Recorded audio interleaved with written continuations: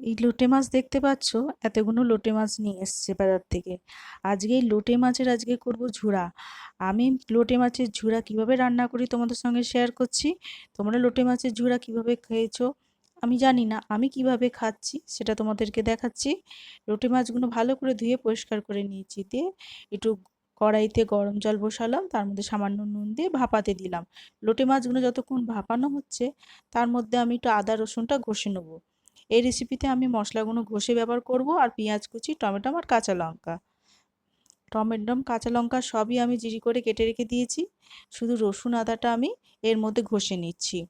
যতক্ষণ মাছগুলো ভাপা হচ্ছে ততক্ষণের মধ্যে আমি রসুন আর আদাগুলো সবগুলো ঘষে নেবো। আমার আদাটা ঘষা হয়ে গেল, এবার একে একে আমি রসুনগুলো এইভাবে ঘষে নেবো এর মধ্যে। লোটে মাছে একটু রসুন পেঁয়াজটা বেশি দিয়ে রান্না করলে খেতে ভালো লাগে, বিশেষ করে ঝুরাটা আমি এইভাবেই রান্না করে খেয়ে থাকি। মাছগুলো আমার সব ভাপানো হয়ে গেছে, এবার জল থেকে পুরো ছেঁকে আমি তুলে নেব।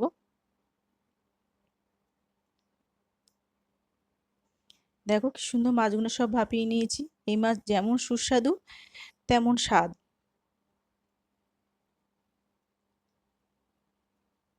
লোটে মাছগুলো যতক্ষণে ঠান্ডা হচ্ছে বাকি রসুনগুলো আমি এইভাবেই ঘষে নেবো। ঘষে নিয়ে ফিরে আসছি, সব কটা রসুন আমার এই দেখো ঘষা হয়ে গেছে। এর মধ্যে লোটে মাছগুলো আমার ঠান্ডা হয়ে গেছে, একে একে সব আমি কাঁটাগুলো ফেলে ভালো করে বেছে নেবো। এই রেসিপিটা আমি ঝুরাটা করব, কাঁটাগুলো রাখবো না, সব কাঁটাগুলো এই দেখো সব ফেলে দিচ্ছি। মাছগুলো যেহেতু অর্ধেক করে কেটে নিয়ে এসছে তাই জন্য আমার কাঁটাগুলো বাছতে একটু সময় লাগবে, গোটা থাকলে তাড়াতাড়ি কাঁটাগুলো বাছা হয়ে যেত।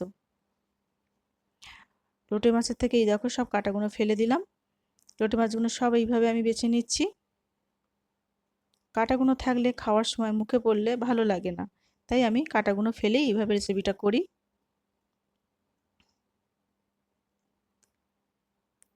এটা এতই সুস্বাদু, এতই টেস্ট হয় রান্নাটা, এই একটা রেসিপিতেই সব ভাত খাওয়া হয়ে যায়। সবগুলো কাটা আমার বাছা হয়ে গেছে, এই দেখো কতগুলো কাটা বেরিয়েছে।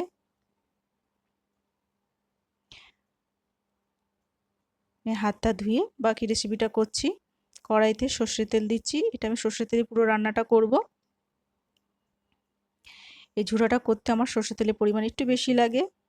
সর্ষের তেলটা ভালো করে গরম হয়ে গেছে, এবার সব কটা পেঁয়াজ কুচি আমি দিলাম। এখানে আমার দুটো পেঁয়াজ কুচি আছে। পেঁয়াজগুলো একটু লাল লাল করে কিছুক্ষণ ভাজবো। এই পেঁয়াজের মধ্যেই আমি দিয়ে দেবো সামান্য নুন। নুনটা দিলে পেঁয়াজটা ভাজতে সুবিধা হয়, তাড়াতাড়ি ভাজা হয়ে যায়। যে আদা রসুনটা আমি গ্রেট করে রেখেছিলাম সেটা এর মধ্যে দিয়ে দিলাম, একসাথে ভাজবো। বেশ কিছুক্ষণ ধরে এটা নাড়বো। কিছুক্ষণ ধরে ভেজে নিয়েছি, তার মধ্যে আমি টমেটো আর কাঁচা লঙ্কা কুচি দিয়ে দিলাম। টমেটো কাঁচা লঙ্কা কুচি দিই আর এগুলো মিলিয়ে একসঙ্গে দিয়ে কষাবো। সামান্য জিরে গুঁড়ো দিচ্ছি, হলুদ গুঁড়ো,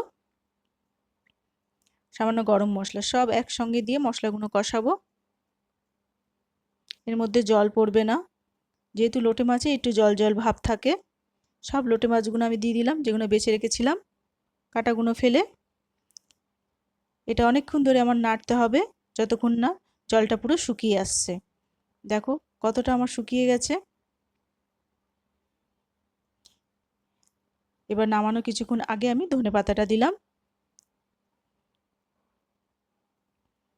খুব ভালো লাগে এইভাবে রান্না করে, একবার খেয়ে দেখো লোটে মাছের ঝুড়ো, দারুণ স্বাদ। লোটে মাছের ঝুড়োর রেসিপিটা কেমন লাগলো জানিও। দেখা হচ্ছে নতুন কোনো ভিডিওতে।